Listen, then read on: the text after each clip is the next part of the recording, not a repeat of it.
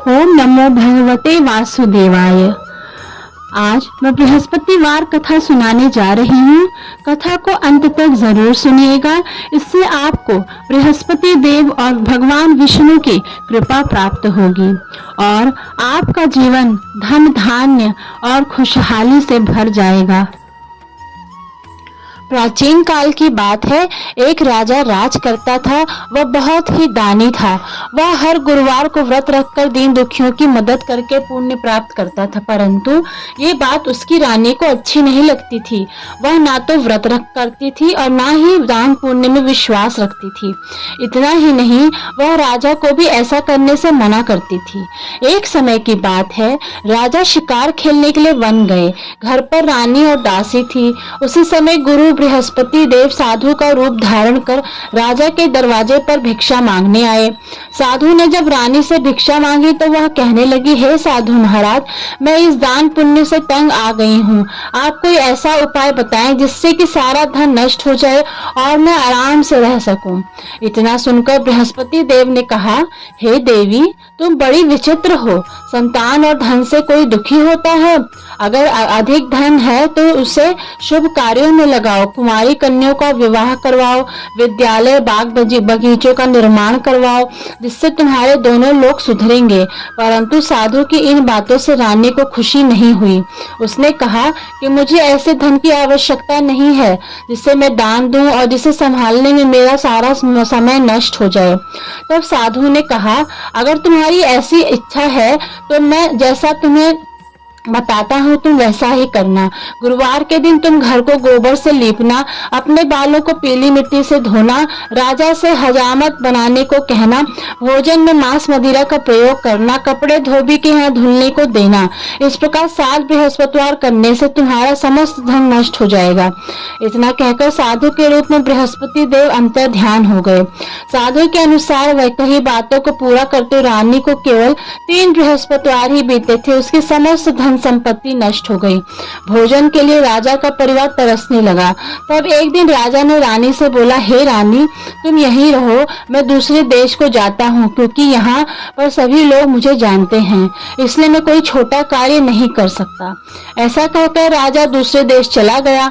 वहाँ वह जंगल से लकड़ी काट कर लाता और शहर में बेचता। इस तरह वह जीवन यापन करने लगा।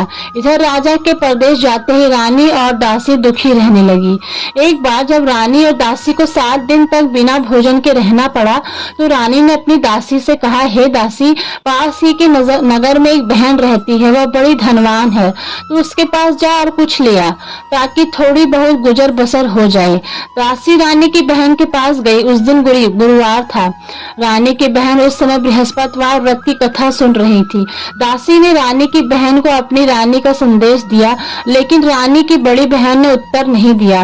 तब दासी को रानी की बहन से कोई उत्तर नहीं मिला तो वह बहुत दुखी हुई और उसे क्रोध भी आया। दासी ने वापस आकर रानी को सारी बात बता दी। ये सुनकर रानी ने अपने भाग्य को कोसा।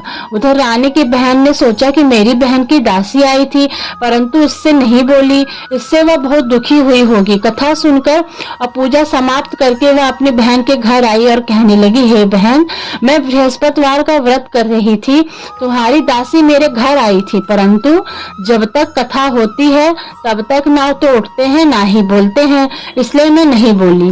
बताओ दासी क्यों आई थी? रानी बोली, बहन, तुमसे क्या छिपाऊं, हमारे घर में खाने तक का अनाज नहीं है। ऐसा कहते कहते रानी की आंखें भर आई। उसने दासी समेत पिछले 7 दिनों में भूखे रहने की पूरी बात अपनी बहन को बता दी।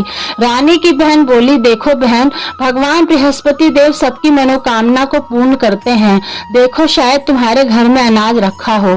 पहले तो रानी को विश्वास नहीं हुआ, पर बहन के आग्रह करने पर उसने अपनी दासी को अंदर भेजा तो उसे सचमुच अनाज से भरा एक घड़ा मिल गया।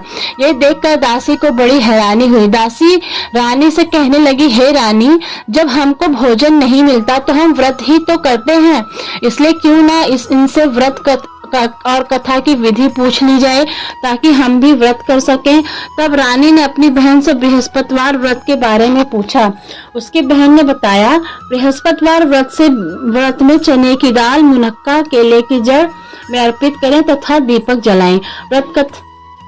कथा सुने और पीला भोजन ही करें।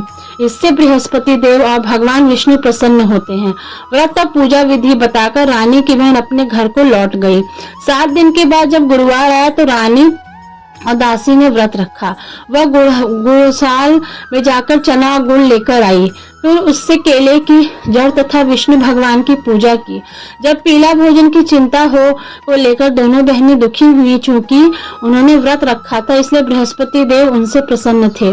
वह एक साधारण व्यक्ति का रूप धारण कर 2 थाली में भोजन दासी को दे गए।